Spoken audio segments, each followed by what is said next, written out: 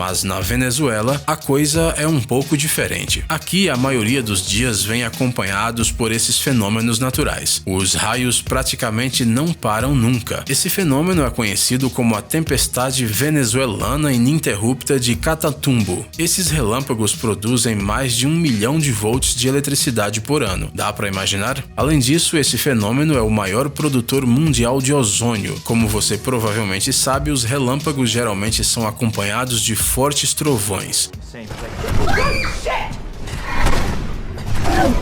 Mas nesse caso, isso não acontece. Aqui, o trovão é praticamente inaudível e o relâmpago simplesmente impressiona a todos com seu espantoso e incrível resplendor.